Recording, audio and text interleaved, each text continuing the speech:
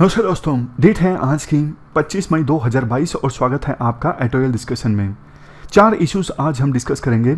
Russian वार से military lessons, दूसरा article physical federalism, तीसरा आईपीसी सेक्शन 153A और सेक्शन 295A और सबसे लास्ट में IPEF नया इनिशिएटिव है, क्वाड में इमर्ज होकर आया। चलिए डिस्कशन स्टार्ट करते हैं। First important article lessons from Russia Ukraine वार से संबंधित हैं।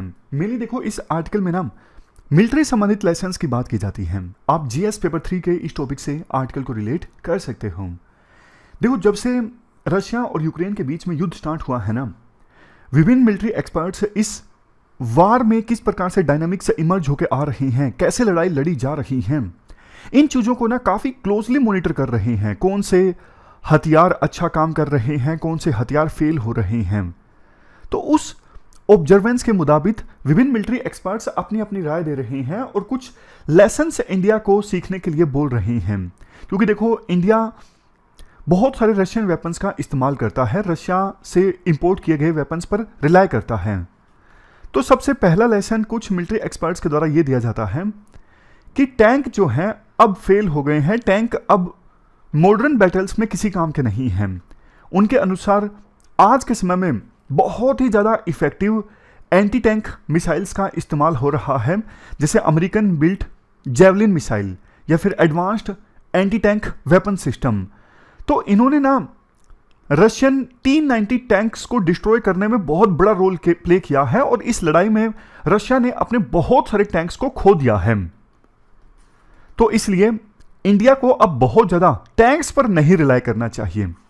तो इसके जवाब में इस आर्टिकल के जो राइटर्स हैं हर्ष पंत वगैरह, वो बोलते हैं देखो जब फर्स्ट वर्ल्ड वार खत्म हुआ था ना, तब इंग्लैंड में भी बहुत सारी आवाजें उठी थी कि अब टैंक किसी काम के नहीं है। लेकिन जब सेकेंड वर्ल्ड वार स्टार्ट हुआ तो उस समय जर्मनी ने टैंक्स को काफी इफेक्टिवली यूटिलाइज किया। जब देखो बात मोबिलिटी की हो, बात फायर पावर की हो, तो टैंक्स काफी इंपॉर्टेंट हैं। रशिया ने गलती पता क्या की है, रशिया ने टैंक्स के साथ साथ इन्फेंट्री को मूव नहीं किया। इन्फेंट्री मतलब ग्राउंड कॉम्बैट वाली फोर्सेस, यानी पैदल चलने वाली जो ट्रूप्स होती हैं ना, उनको इन्फेंट्री बोलते हैं। तो रशिया को ना अपनी टैंक जो कॉलम है उसके साथ साथ इन्फेंट्री को भी मूव करना चाहिए था, तब जाके टैंक्स इफेक्टिवली यूटिलाइज हो पाते। मैं फिर से बोलता हूं, आज के राइटर्स के अनुसार टैंक्स फायर पावर प्रोवाइड करने में, मोबिलिटी प्रोवाइड करने में और प्रोटेक्शन प्रोवाइड करने में काफी इंपॉर्टेंट है। लेकिन टैंक्स तब इंपॉर्टेंट है जब आप उनको ठीक से यूटिलाइज कर सको और इन्फेंट्री को भी आप साथ साथ मूव करो। अब बात करते हैं दूसरे लेसन की। राइटर कहते हैं कुछ एक्सपर्ट्स का यह भी कहना है देखो नई नई टेक्नोलॉजीज आ गई हैं, जैसे cyber and digital technology, artificial intelligence और ड्रोन्स आ गए हैं। इन सब के आने की वजह से ना जो लिगेसी प्लेटफॉर्म्स हैं, लिगेसी प्लेटफॉर्म्स जैसे कि देखो फाइटर जेट हैं, वारशिप्स हैं। आपको याद होगा यूक्रेन की एक मिसाइल ने रशिया के एक बहुत बड़े वारशिप को डुबो दिया था। उसके बाद दूसरे आर्टिलरी वेपन्स हैं। इन सब का जो यूज है ना वो कम हो गया है। मैं फिर से बोलता हूं, ड्रोन वगैरह आ गए, साइबर और डिजिटल टेक्नोलॉजी आ गई, आर्टिफिशियल इंटेलिजेंस आ गई। नई नई टेक्नोलॉजीज की वजह से जो पुरानी टेक्नोलॉजी है ना, जैसे फाइटर जेट है, वारशिप है, इनका यूज कम हो जाएगा अब आने वाले समय में।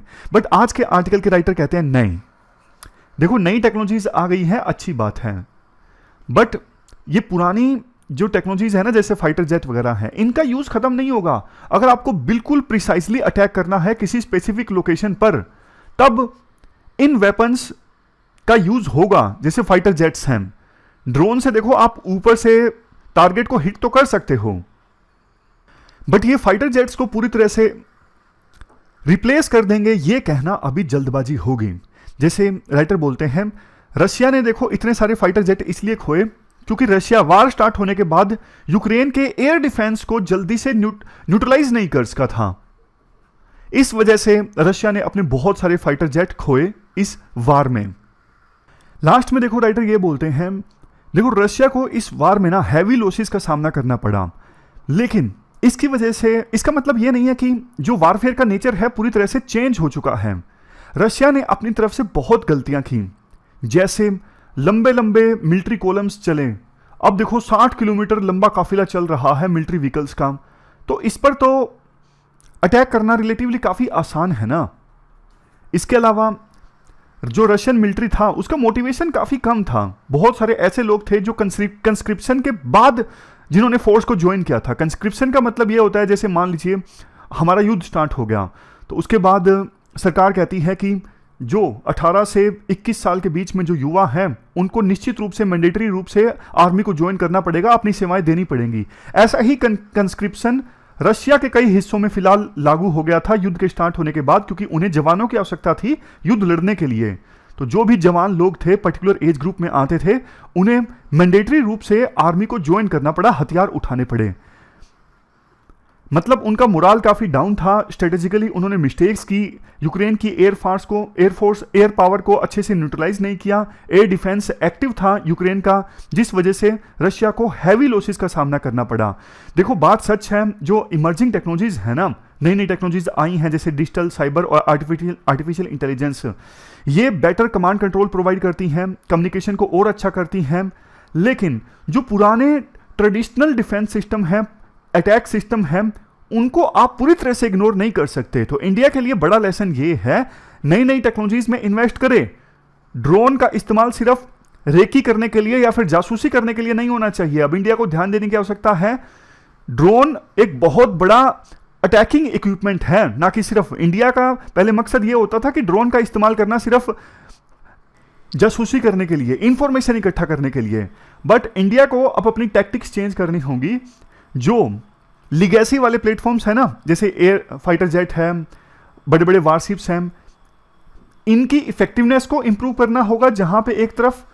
लेकिन जो नई नई टेक्नोलॉजीज है ना, जैसे ड्रोन इत्यादि हैं, इनमें भी बहुत इन्वेस्ट करना होगा। तब जाके इंडिया फ्यूचर में अगर कोई वार होता है तो उसे अच्छे से लड़ सकता है। और किन किन चीजों में इन्वेस्ट करना चाहिए? सेंसर्स में इन्वेस्ट करना चाहिए, इलेक्ट्रॉनिक वारफेयर, डिजिटाइजेशन पे ध्यान देना चाहिए, सैटेलाइट कम्युनिकेशन, ड्रोन्स, ये वो चीजें हैं जहां पर इंडिया को ध्यान देने की आवश्यकता है। तो ये हमने आर्टिकल डिस्कस किया, क्या लेसन्स हमें रशिया के वार से सीखने चाहिए। इसके बाद नेक्स्ट जो आर्टिकल है वो देखो आर्टिकल 295A और आर्टिकल 153A से संबंधित है। क्या कंटेस्ट है? कंटेस्ट देखो काफी खराब है। डीयू के एक प्रोफेसर है रतनलाल, इन्होंने एक काफी खराब कमेंट किया था भगवान शिव के ऊपर, जिसके बाद इन्हें अरेस्ट कर लिया गया और इनके अगेंस्ट केस रजिस्टर किया गया आईपीसी 153A और आईपीसी सेक्शन 295A के अंतर्गत। तो उसके बाद एक डिबेट स्टार्ट हो गई कि क्या ये जो सेक्शंस हैं इनके अंतर्गत इनके अगेंस्ट केस दर्ज होना चाहिए था, नहीं होना चाहिए था। राइटर तो डिफेंड कर रहे हैं, लेकिन हम थोड़ा बैलेंस्ड ढंग से डिस्कस करेंगे इन सेक्शंस के पक्ष में क्या आर्गुमेंट दिए जा सकते हैं और विपक्ष में क्या आर्गुमेंट दिए जा सकते हैं। सबसे पहले आप ये जान लीजिए आईपीसी सेक्शन 153A है क्या। देखो आईपीसी सेक्शन 153A जो है वो पनिश करता है किसको? अगर कोई पर्सन दो ग्रुप्स के बीच में शत्रुता पैदा करने की कोशिश करता है, नफरत पैदा करने की कोशिश करता है, तो उस पर्सन के एक्ट को पनिश किया जाता है सेक्शन 153A के द्वारा। अब इसके बाद मैं आपसे पूछता हूं आईपीसी सेक्शन 295A क्या है। देखो अगर कोई जानबूझकर किसी की रिलीजियस फीलिंग्स को आहत करता है तब इस सेक्शन के तहत केस दर्ज किया जाता है। तो ये दो सेक्शंस हैं, हमें डिबेट करनी है कि क्या इन दोनों को हटा देना चाहिए या फिर नहीं हटा देना चाहिए। सबसे पहले बात करते हैं क्यों इनको हटा देना चाहिए, क्या आर्गुमेंट दिए जा सकते हैं इनको संविधान से हटाने के फेवर में। सबसे पहले देखो किसी की रिलीजियस भावनाएं आहत हुई हैं नहीं हुई हैं, ये एक बहुत सब्जेक्टिव मैटर है। मतलब कि अब देखो कुछ लोग बहुत ज़्यादा इमोशनल होते हैं, थोड़ा सा कुछ कहने से उनकी भावनाएं आहत हो जाती हैं, तो मतलब एक सब्जेक्टिव चीज़ है। सेक्शन 295A क्या बोलता है? जानबूझ के किसी की भावनाओं को आहत करता है, तो जानबूझ के कोई ना करे, मान लीजिए गलती से हो जाए, कैसे पता लगेगा? तो ये काफी सब्जेक्टिव चीज है। दूसरा, काफी मिसयूज होता है इनका।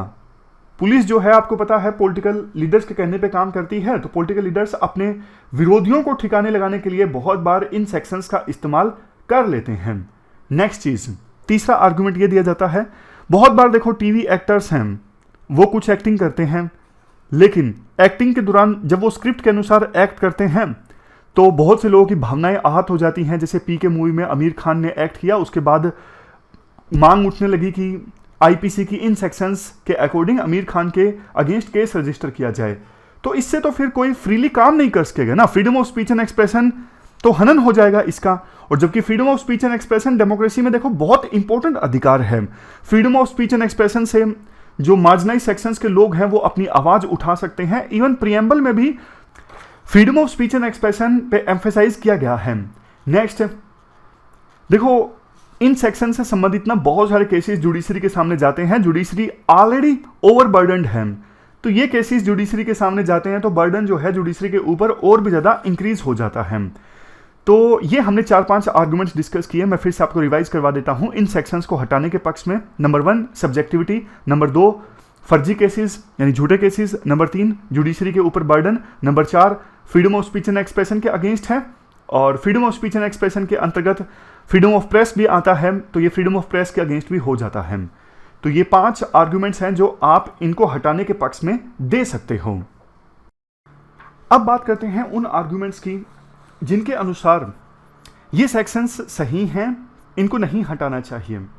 सबसे पहली चीज देखो, हमारा देश जो है ना बहुत डाइवर्स कंट्री है, अलग अलग धर्मों के, अलग अलग जातियों के, अलग अलग एथनिसिटी के लोग हमारे देश में रहते हैं।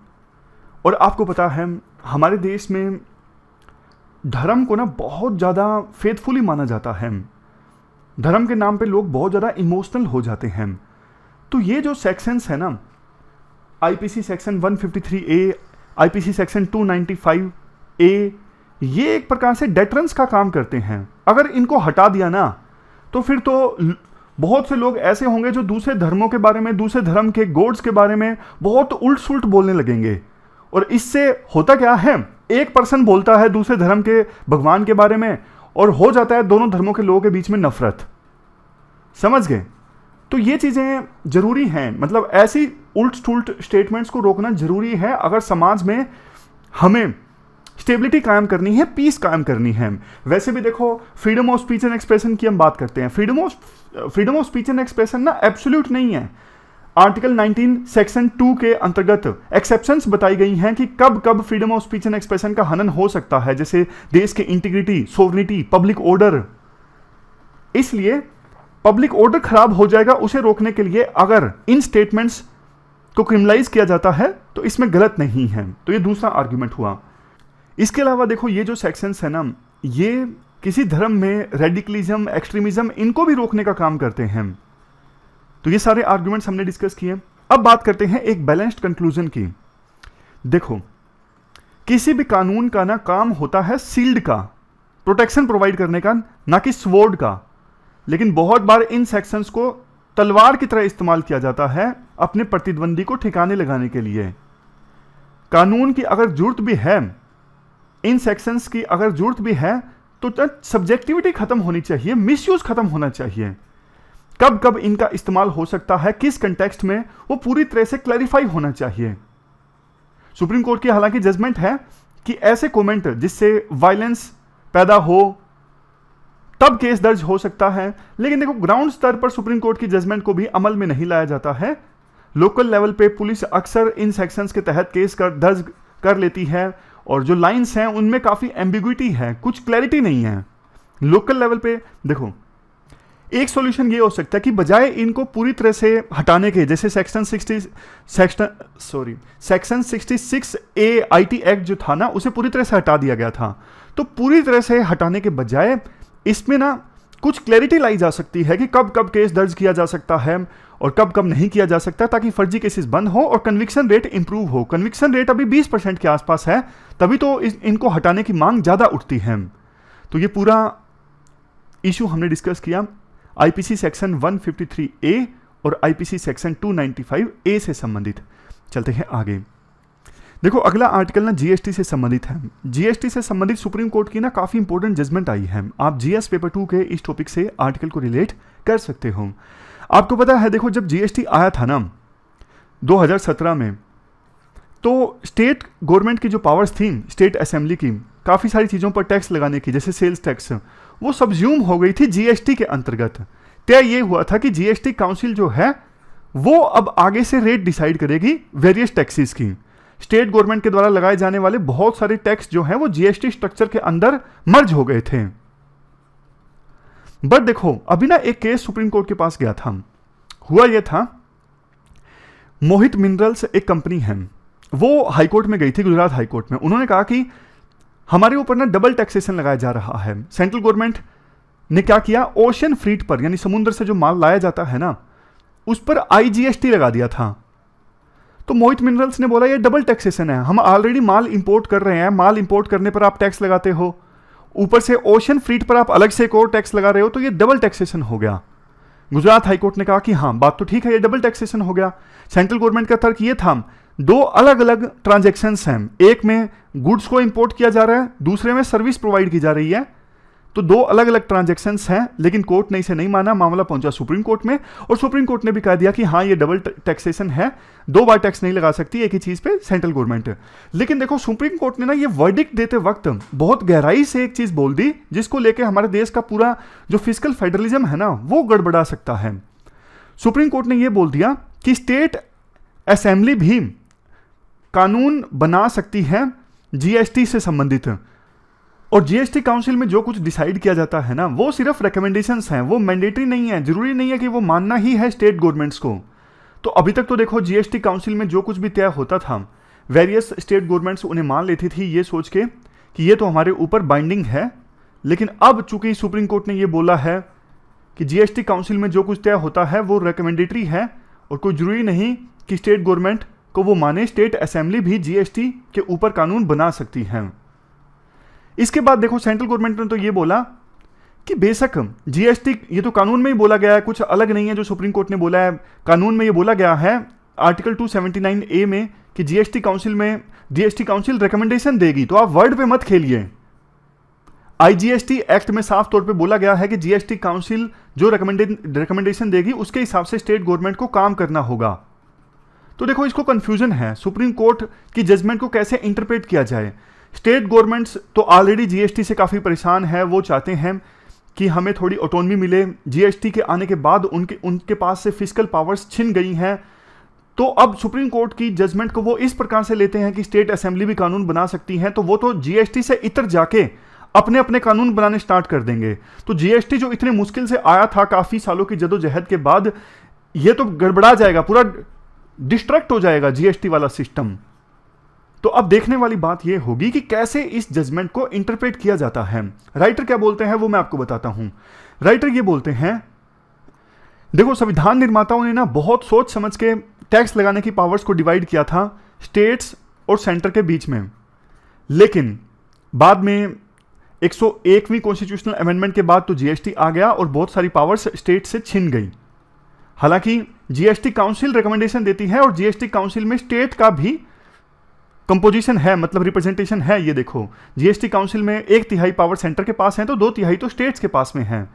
लेकिन स्टेट्स की अक्सर ये शिकायत रहती है कि जीएसटी काउंसिल तो एक रबर स्टैंप बन के रह गया है। जैसे कुछ ऐसे डिपार्टमेंट्स हैं, ऐसी यूनिट्स हैं, जैसे टैक्स रिसर्च यूनिट है सीबीआईसी की, central board of indirect tax की एक यूनिट है टैक्स रिसर्च यूनिट। तो इनकी ये रिसर्च करके देती है यूनिट, और उनकी उस रिसर्च यूनिट की बातों को वैसे के वैसे जीएसटी काउंसिल के द्वारा मान लिया जाता है, कोई ज्यादा अच्छा डिस्कशन होता नहीं है।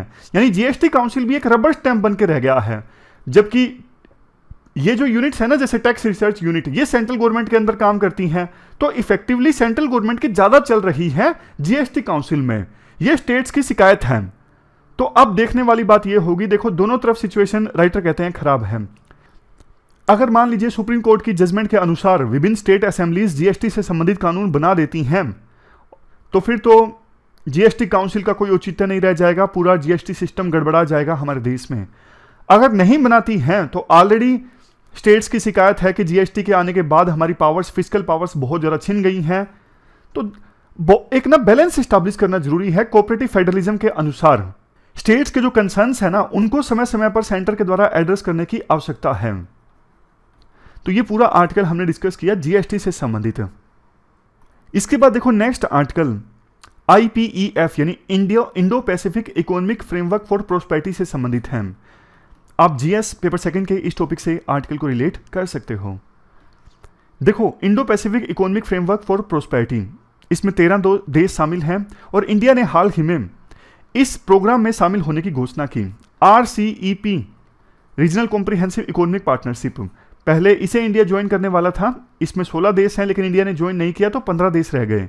कौन कौन से 15 देश हैं इसमें? आसियान के 10 देश, इसके अलावा south Korea, Japan, China, Australia, New Zealand, ये 15 देश हैं। इंडिया शामिल नहीं हुआ था। और देखो, ये जो इनिशिएटिव है ना 4 पिलर्स पर टिका है, ऐसा बोला गया क्वाड की मीटिंग के दौरान। कौन से 4 पिलर्स पर टिका है? यहां पर देखिए, सबसे पहले है सप्लाई चेन रिजिलियंस।